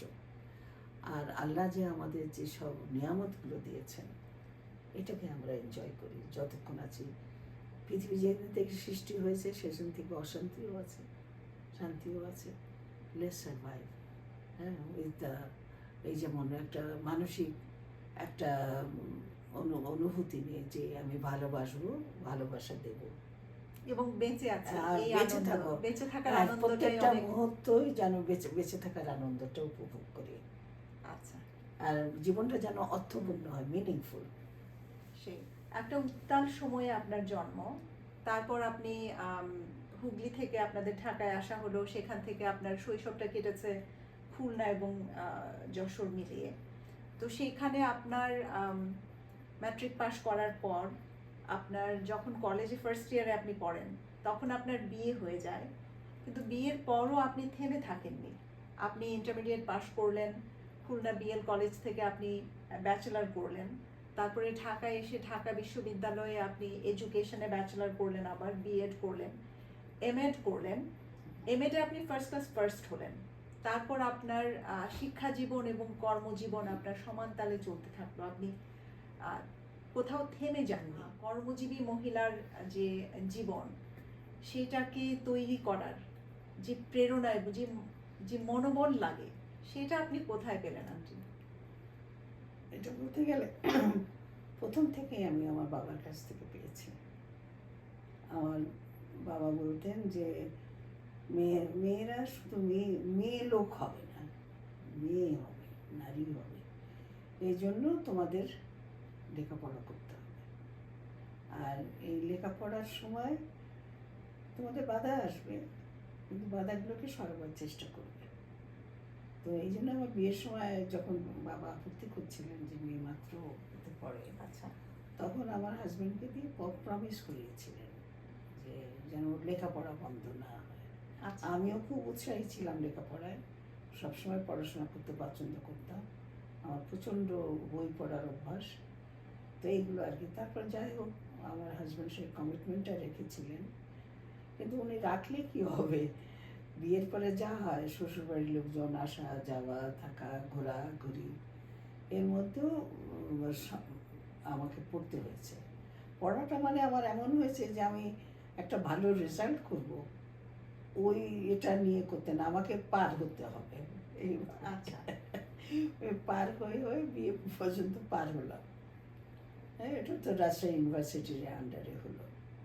তারপরে যখন ঢাকায় আসলাম, তখন 64-এ আমার গ্র্যাজুয়েশনটা, তুমি 65-এ ঢাকায় আসলাম। সেই সময় আমি যে বললাম যে এনসাইক্লোপিডিয়া পাকিস্তানে ঢুকলাম। ওটার পরে 76 সালে, 1972 সালে সানফ্লাওয়ার বলে একটা স্কুল খোলা হয়েছিল। তো সেই স্কুলে আমি অ্যাজ এ প্রিন্সিপাল জয়েন করলাম। ওইখানে জয়েন করার পর অনেক সেলিব্রিটিদের দেখেছি তখন ওই স্কুলে আসতে আসতে, স্পেশালি যারা অভিনয় শিল্পীতে আছেন তারা। আচ্ছা এই মানুষ সুচন্দা, তারপরে শম্পা, হাসিম, যার ওই যে হাবা হাসমত বলা হতো, উনি। তারা সেই সময় স্কুলের ছাত্র হ্যাঁ ছাত্রী ছিল। হ্যাঁ, তাদের বাচ্চারা, আচ্ছা আনোয়ার ও, হোসেন, তাদের বাচ্চারা। হ্যাঁ, আচ্ছা, আনোয়ার আচ্ছা। হোসেন, এসব, সুমিতা দেবী, হ্যাঁ, তারপরে গায়িকা ছিলেন না একজন, আচ্ছা হক, মিসেস হক, বেশ বড় টিপ পড়তেন, এখন নামটা পুরো মনে, হামিদা হক। আচ্ছা, এরা সব আসতো টাসতো। বাচ্চাদের ড্রপ হ্যাঁ করতে হ্যাঁ আসতো। হ্যাঁ, আচ্ছা আর দিতে নিতে আসতো, দেখা হতো, ভালোই ছিল। তো স্কুলটা বেশ ভালোই চলছিল। তারপরে আমার মনে হলো যে আমার বিএড তো করেছি, এটা তো জুনিয়র, বাট আমার কেন মনে হলো যে আমার প্রাইমারিটা বেশি করা উচিত, বিকজ কিন্ডার গার্ডেনে, নার্সারিতে ওই ধরনের যারা এরা আছে, কমনমতিগুলো শিশুরা আসে, তাদের জন্য আই এম নট রেডি, যেন আমি আবার এমএডে ভর্তি হয়ে গেলাম। আচ্ছা এমএডটা শেষ করলাম, কমপ্লিটলি এলিমেন্টারি উপরে আমার মেজর নিয়েছি। আচ্ছা আমি ওর মধ্যে মেজরটা নিয়ে ওটা থেকে পাশ করার পরে তখন ভাবলাম যে আমার বাচ্চারা তখন স্কুল গোয়িং, তো আমি কি কোনো স্কুলে জয়েন করবো না কি করবো, আমার টাইমের সাথে তো মিলবে না। তখন আমি ভাবলাম আমি নিজেই একটা স্কুল করি, দেখি কি হয়। আচ্ছা তো স্কুলটা খুললাম, তাও তো সুবিধা হলো কি, ওদের স্কুলে নামিয়ে দিয়ে এসে আমি আমার ক্লাস শুরু করতে পারতাম। আচ্ছা এইভাবে আর কি আমার 17 বছরের অভিজ্ঞতা আমার স্কুল নিয়ে। স্কুলটা আপনি শুরু মেরিগোল্ড কিন্ডারগার্টেন হ্যাঁ। নামে স্কুলটা শুরু করেছিলেন, কিন্তু পরে এটা কিন্ডারগার্টেন থেকে আপনি পরে এটাকে মাধ্যমিক স্কুলে হ্যাঁ, উন্নীত করেছিলাম। করেছিলেন। আচ্ছা যেটা আমার স্টুডেন্টদের মানে প্যারেন্টসদের দাবি ছিল। আচ্ছা, কিন্তু আন্টি এই যে আপনার একটা সময়ের তো একটা প্রভাব ছিল, সেই উত্তাল একটা যুদ্ধ, একটা সংগ্রামময় একটা সময়, সেটা বাদ দিলেও জীবনেরও কিন্তু নিজস্ব কিছু সংগ্রাম থাকে। অনেক। বিয়ে হওয়া, তারপর সেই সময় আমাদের সামাজিক অবস্থাও তো অতটা এনকারেজিং ছিল না। এখন যেমন একদম কেউ না। জন্ম হলেই বাবা মার প্রধান কাজ হচ্ছে ছেলে মেয়েকে পড়াশোনা শেখাতে হবে, তাদেরকে প্রতিষ্ঠিত করতে হবে। এরকম প্রেরণা দেওয়ার মতো খুব বেশি মানুষ আপনার আশেপাশে ছিল না। না, আমার পুরোটাই আপনি করেছেন আপনার নিজের ইচ্ছে। আপনার নিজের ইচ্ছে, কখন হ্যাঁ। মনে হয়েছে যে আপনার আম, মনের সেই মুক্তিটা হয়েছে যে আপনি আপনাকে সেভাবে ধরে রাখতে পেরেছেন পড়াশোনার জায়গাটাতে? এটা আমার আসলে সত্যি কথা বলতে কি, আমার মুক্তিকামী ছিলাম আমি। মানে আমি নাচতে পছন্দ করতাম, সেটাতেও ওই ছিল, বলতো যে সামাজিক হ্যাঁ বাধা ছিল, ছিল। আচ্ছা। আমার মা বাবাকে শুনতে হতো, তোমরা তো দুযোগে যাবে, মেয়ে নাচছে, হ্যাঁ, এই ধরনের কমেন্ট টমেন্ট শুনতে হতো। তারপরে যখন লেখাপড়া করছে, এই মেয়েদের লেখাপড়া করে কি হবে, সেই তো হাঁড়ি ঠেলতে হবে। কিন্তু আমার মধ্যে একটা জানি না আমি এটা কোথা থেকে পেয়েছিলাম, যে আমার কাছে মনে হতো আমাকে আরো কিছু করতে হবে, দেখতে হবে। কেন আমি যেন ঘুমালে তোমরা বিশ্বাস করবে না, আমি স্বপ্ন দেখতাম আমি প্যারিসে আছি। এমন এত ভিভিড সেই প্যারিসের সেই আইফেল টাওয়ার। আমি ভাবতাম যে প্যারিসে আমি যাব, নিশ্চয়ই যাব, কিন্তু কি জন্যে যাব? তোমরা হ্যাঁ আমি তো ছবি আঁকবো, ছবি এঁকে যাবো, মানে এক এক সময় এক একটু সামহাও। তো এইগুলো আমার মধ্যে ছিল, আমি কিন্তু থেমে থাকার বান্দা না, এখনো আমাকে কেউ থামাতে পারছে না। আমার যেটা মনে হয় যে হ্যাঁ আপনার বাবার সমর্থন ছিল, আমার কাছে মনে হয় যে কোথায় আপনার নিজের ভেতরেই সেই হ্যাঁ, প্রেরণাটা এটা ছিল, হ্যাঁ। যার ফলে আপনি হ্যাঁ, হ্যাঁ, ছেড়ে দেননি আর কি। ছেড়ে দিন। অনেক চাপেও আপনি ধরে হ্যাঁ, রেখেছেন এবং যেমন আমার কাজ করে বোনদের গেছেন। হয়নি, আমার বোনদের হয়নি, তারা তাদের সংসার ধর্মেই লিপ্ত হয়ে গেল, কিছু করেনি। কিন্তু আমি সংসার রেখেও বাচ্চাদের নিয়েও আমি আমার কাজ করে গেছি, যেটা আমার কষ্ট হয়েছে। এই জায়গাটা আসলে আমাদের মানে আমাদের মায়েদের প্রজন্ম থেকে আপনি আসা, আমার প্রজন্ম এবং আমার পরের প্রজন্ম যারা আছে, আসলে আমাদের জন্য একটা প্রেরণার জায়গা। মানে আপনি আপনার কাছ থেকে এই যে মনের জোর, এটা আমাদের জন্য মনে হয়, আমার কাছে মনে হয় যে একটা প্রেরণার জায়গা। অবশ্যই আমার তো মনে হয় যে প্রত্যেক মানুষেরই কিছু ভেতরে যে দক্ষতা আছে, যে প্রজ্ঞা রয়েছে, সেগুলো জন্য একটু সাহসের দরকার। এটা একটা বড় কিছু না, বাধা তো আসবেই, বাধা ছাড়া তো জীবনই হয় না। সেই আর আমি তো একটা বাচ্চা না, আই রেজ মাই 5 কিড, আর 5 জন বাচ্চাকে বড় করেছে। তো আপনার 4 মেয়ে এবং এক ছেলে। এক ছেলে। জানো বাঙালি স্বামীদের কত বায়না থাকে, কত কিছু থাকে, তো সেইগুলো তো মেটাতে হয়েছে, তাই না? তো সেগুলো করে আমার মনে হয় ইচ্ছা করলে উপায় আছে। আন্টি, বাংলাদেশে আপনার জীবনটা খুব কর্মময় ছিল, পড়াশোনা এবং কাজ, আপনি কখনোই থেমে থাকেননি। আপনি স্কুলে শিক্ষকতা করেছেন, নিজে স্কুল প্রতিষ্ঠা করেছেন, সেই স্কুল চালিয়েছেন। সেই স্কুল বন্ধ হয়ে যাওয়ার পর আপনি আহসানিয়া মিশনের সঙ্গে সম্পৃক্ত থেকে সোশ্যাল কাউন্সিলর হিসেবে আপনি ইউনাইটেড নেশনসের রেফিউজি রিহ্যাবিলিটেশন প্রোগ্রামে কাজ করেছেন। তারপর আপনি যখন 99-এ আপনার মেয়ে আপনাকে স্পন্সর করলো, আপনি কানাডায় চলে এলেন। তো এরকম একটা কর্মময় জীবন বাংলাদেশে রেখে কানাডায় আসার সিদ্ধান্তটা আপনার জন্য কিরকম ছিল? মানে আপনার কাছে এই কানাডা প্রবাসী হয়ে যাওয়ার অভিজ্ঞতাটা কি? এটা একটা কি বলবো, এটা এমন হলো যে আমি ঠিক চাচ্ছি না, অথচ আমাকে করতে হচ্ছে। ব্যাপারটা আমি সবসময় আমার ছেলে মেয়েদের প্রায়োরিটি দিই। আমার ছেলে বললো যে আমি না গেলে সে যাবে না, সে ওখানে যাবে না, সে ওখানে পড়াশোনা করবে না। সেই সাথে আমার হাজব্যান্ডও তাই বললো যে হ্যাঁ সবাই ভালো পড়াশোনা করেছে, এখন তো ওর তো একটু আরও ভালো হওয়া উচিত, সবাই তো এখন প্রাইভেটে যায়, বিদেশে যায়, আমাদের তো অত টাকা নেই যে আমি ওকে সেলফ ফিন্যান্সে পড়াতে পারবো। রুমা যখন দিয়েছে তখন তো চলো আমরা যাই। তা আমাদের কথা ছিল যে within 3 years will be back, or graduation হবে, আমরা চলে আসবো। তো এখানে আসাটা আসলে আমার জন্য একটা দুঃখজনক অভিজ্ঞতা। কারণ আমি বিদেশে থাকাটা একদমই পছন্দ করতাম না, আমার সাহেবও পছন্দ করতেন না, আমার হাজব্যান্ড, কিন্তু আমাদের আসতে হলো। আপনি যদি যে সময়টাতে এসছেন সেই সময় না এসে আপনার আরো কম বয়সে যদি আসতেন, তাহলে আপনার অভিজ্ঞতাটা কি আপনার মনে হয় যে অন্যরকম হতো?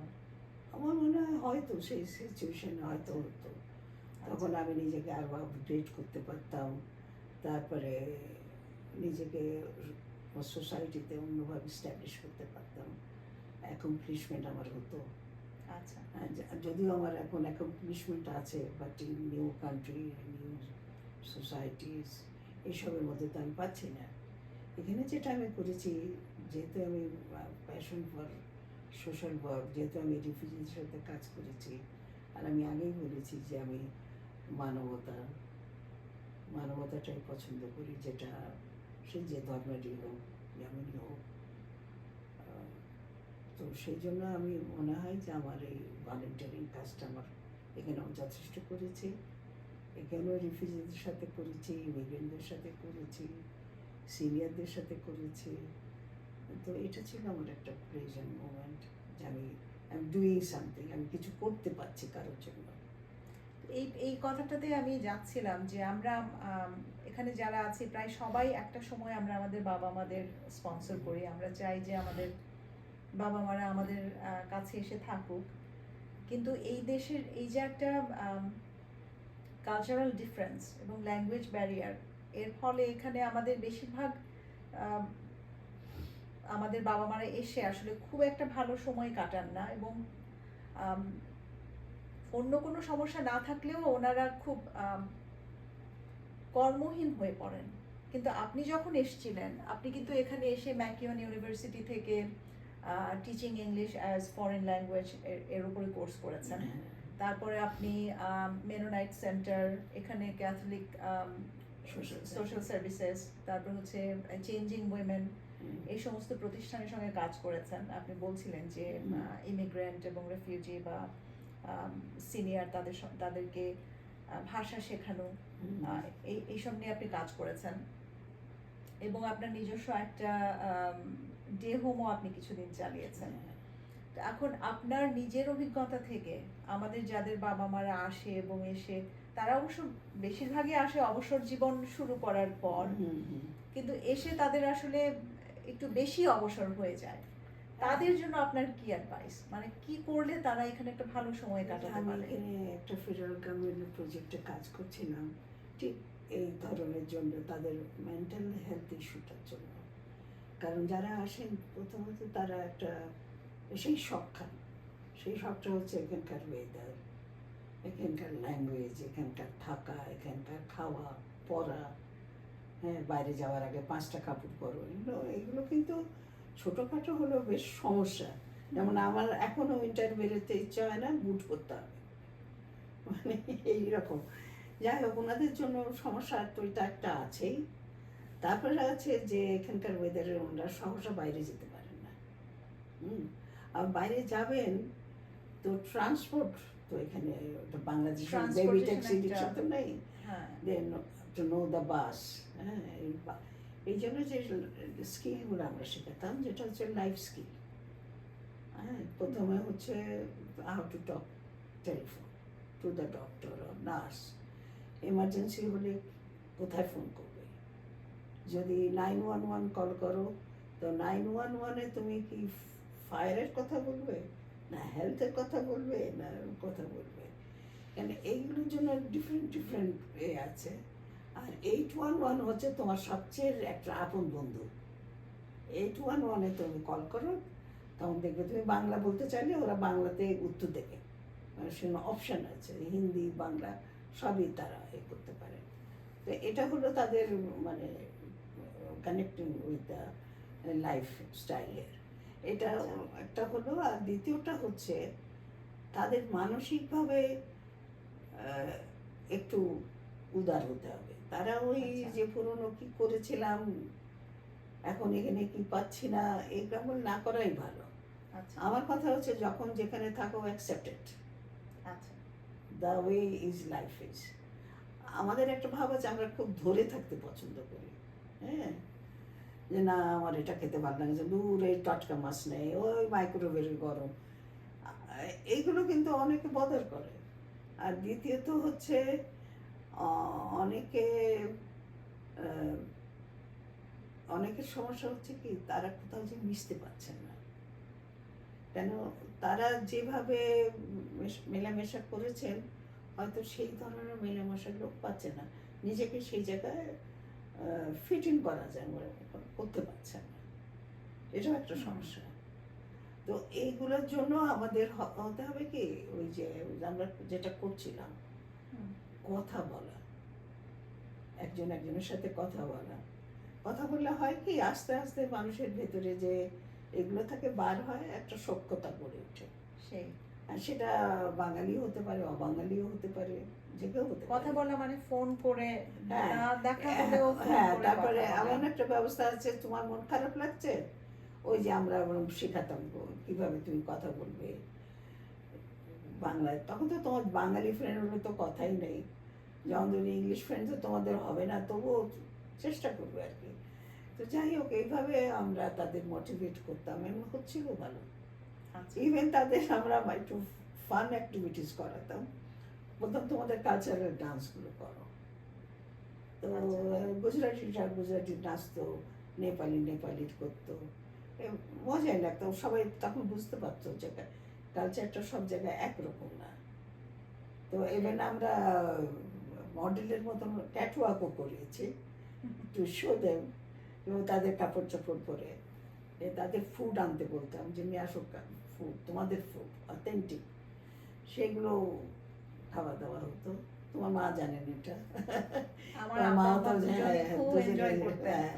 তো তাহলে এখানে যেটা আমি মানে বলবো, আরেকবার আমি রিপিট করবো এই জন্য, যে অনেকে হয়তো জানে না যে গভর্নমেন্ট ফান্ডেড এ ধরনের প্রোগ্রাম আছে সিনিয়রদের জন্য, যে ওখানে সিনিয়ররা সেই সমস্ত কোর্সে ভর্তি হলে বা ক্লাসে গেলে তারা তাদের নিজস্ব একটা ফ্রেন্ড সার্কেল তৈরি করতে পারে, এবং অনেক কিছু এখানে থাকার জন্য, এবং কোনো বিপদ হলে কিভাবে হেল্প চাইতে হবে সেই সমস্ত কিছু এসেনশিয়াল স্কিলসগুলো শেখার একটা সুযোগ আছে ওখানে গেলে।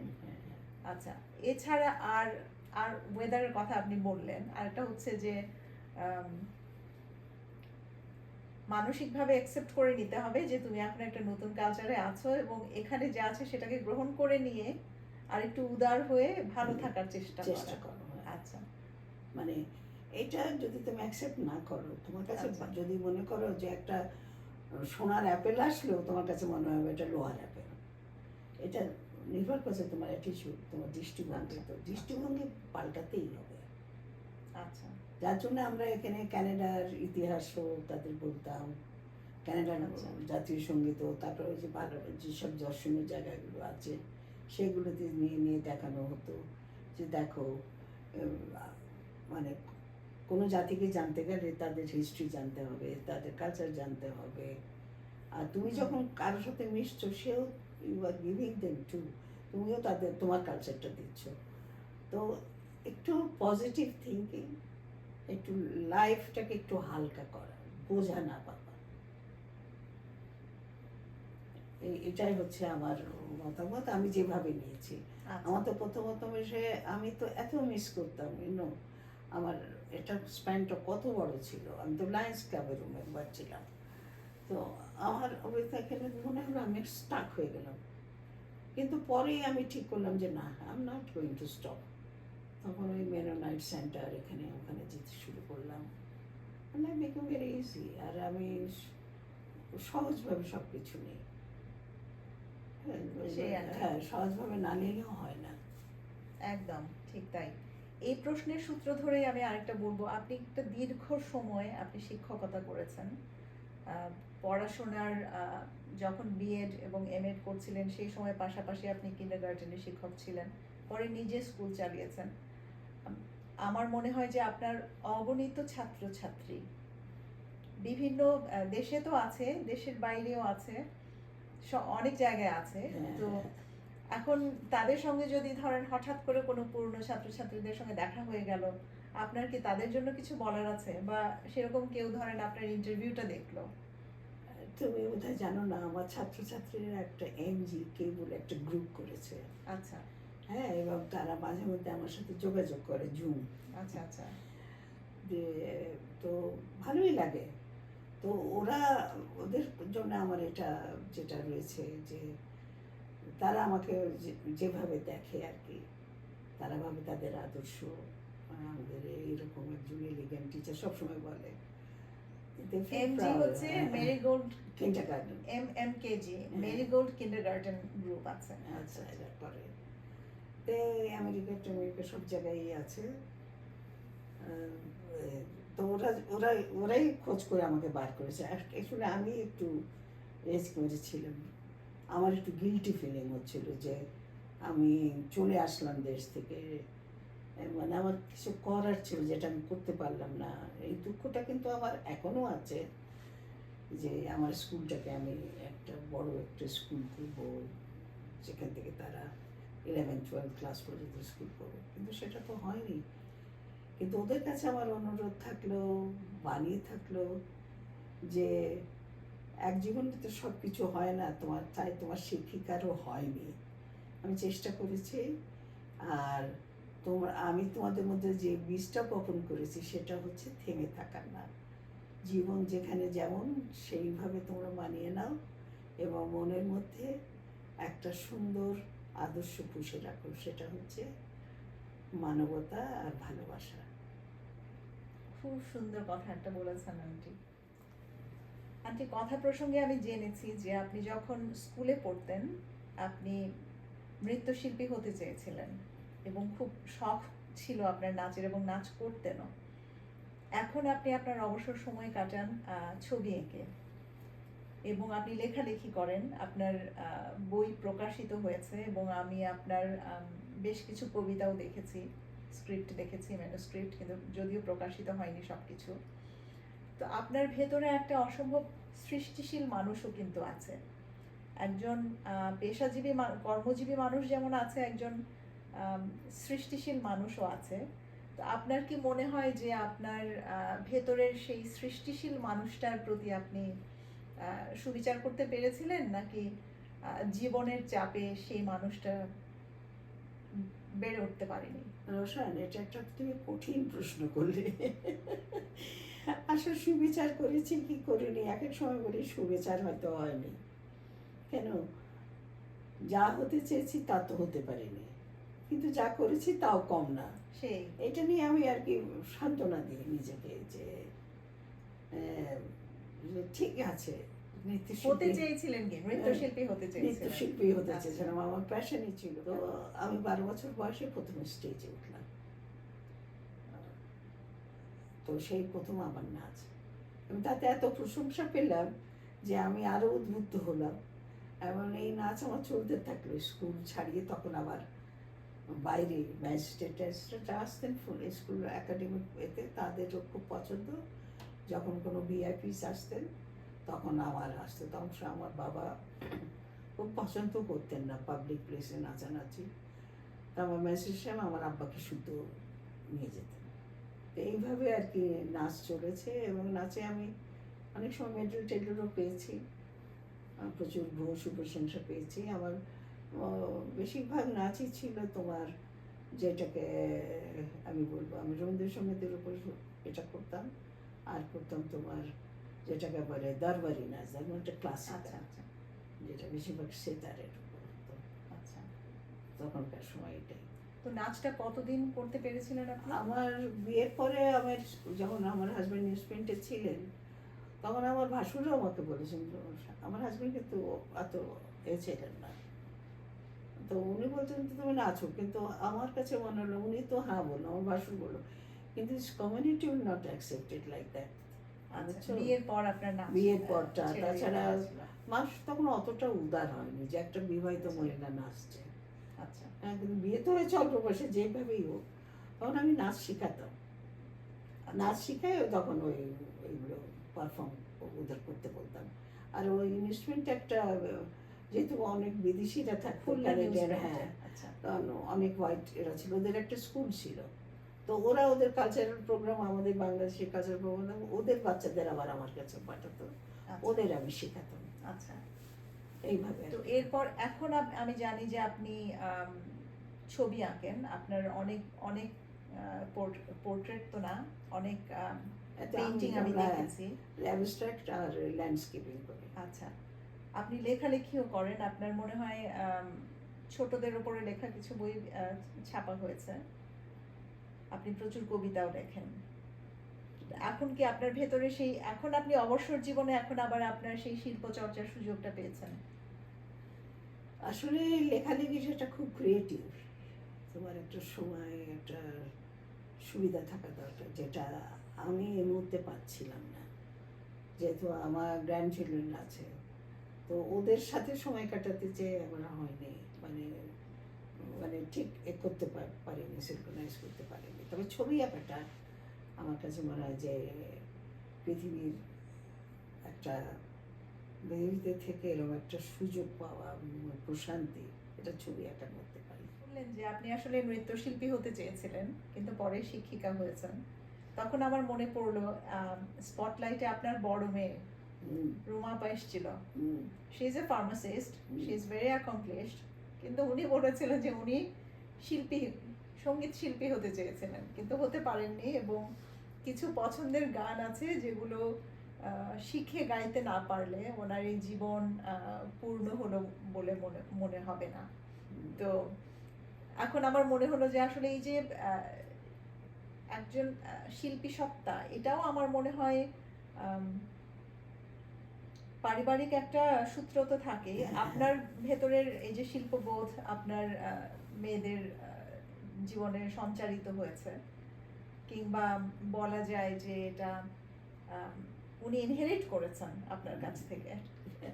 আমার ছেলে তো দেখো না মিউজিশিয়ান, He is a ভালো musician, ভালো হ্যাঁ। গিটারিস্ট, সাউন্ড সন্দেহ করে কাজ করে, সবাই একটু কম বেশি হয়েছে। যেমন আমার মেজো মেয়ে, সে তো আর্কিটেক্ট, সব খুব সুন্দর ছবি আঁকে, আর সে তার আঁকা ছবি শঙ্করীয় প্রাইজ পেয়েছে।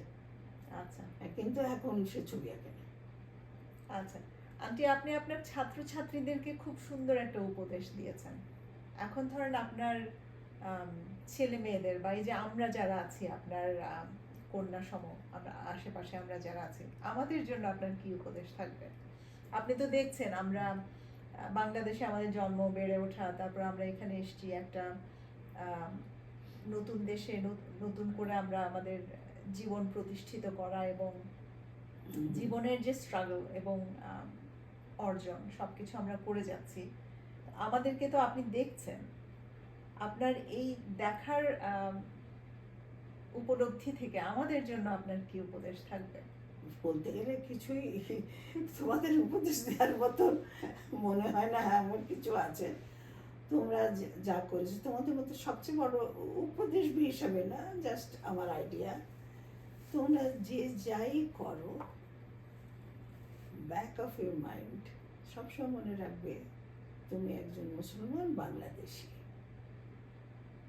নিজের রূপটা মনে হ্যাঁ, রাখতে আর হবে। প্রথম কথা, তুমি যে ধরনেরই কাপড় চোপড় পরো, যাই করো, তোমার ভেতরের স্পিরিটটা থাকবে যে আই এম মুসলিম, আমি কোনো খারাপ কাজ করবো না।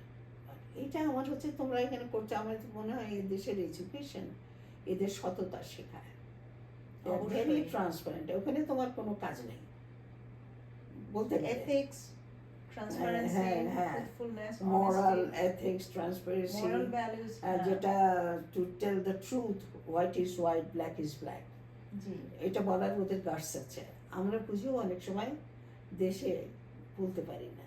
হ্যাঁ, বলতে পারি না কেন, আমাদের সামাজিক বাধা আছে, বলবে তো কি বলবো, বেয়াদব, মুখে মুখে কথা বলে। হ্যাঁ, তো এটা তো এখানে না, এখানে তো আমি বলবো যে ওরা আসলে মানুষ হিসাবে খুব ভালো মতো শিক্ষাটা যে পাচ্ছে, এথিক্স টেন্সি যেগুলো পাচ্ছে। আর তোমাদের দায়িত্ব হচ্ছে এখানে টু লাভ অ্যান্ড চেরিশ, ওরা যা করছে সেটাকে করা, সাথে ওদের মধ্যে তুমি ডেলিভারেট করবে, জেনারেট করবে the three things, you, your culture, your spirit of Islam. Spirit of Islam. তুমি যাই করবে না কেন, অথবা তোমার ড্রেস এসব নিয়ে তুমি চিন্তা করো না, তুমি চিন্তা করো তুমি হোয়াট ইউ আর। তুমি যদি ওটা ভুলে যাও, you will be know where.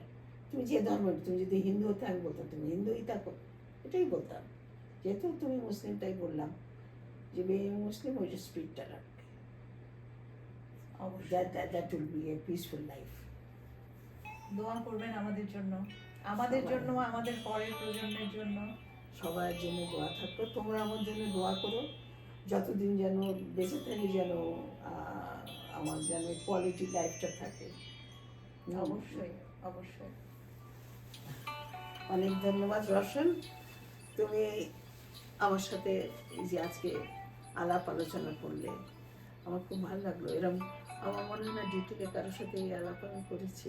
সেটাই আন্টি, এই এই স্পটলাইটের এটা একটা শক্তির জায়গায় আমি হ্যাঁ, বলবো হ্যাঁ। যে আমাদের অনেকের সম্পর্কে আমরা অনেক কিছু, যেমন আমি নিজে অনেকের সম্পর্কে অনেক কিছু জানি স্পটলাইটের ইন্টারভিউর মাধ্যমে, এবং এটা আমার জন্য, এবং আমার মেয়ে ক্যামেরার পেছনে থাকে, সে সবার জীবনের গল্প শোনে সেও এবং শুনে তারও কিছু সেও শোনার। এখান থেকে অনেক কিছু শেখে, এবং পরে অনেক কিছু বলে যে আন্টি এটা বলেছে, উনি ওটা বলেছে, দ্যাট ওয়াজ ভেরি নাইস। তো আমার মনে হয় যে এটা আমার নিজের জন্য একটা গ্রোথের জায়গা, আর আপনার গল্প এই ইন্টারভিউর মাধ্যমে অন্যরা জানবে, এটাও আমার একটা আনন্দের হ্যাঁ, জায়গা। অনেকে উদ্গ্রীব হয়ে আছে, আমাকে বলছিল যে কবে হবে। আমি বলছি হবে একদিন। Thank you so much aunty আসার জন্য, খুব তোমাকে অনেক খুব ভালো ধন্যবাদ। আর লাগলো। ক্যামেরার পেছনে যে মেয়েটি এত পরিশ্রম করছে তাকেও অনেক ধন্যবাদ আর ভালোবাসা।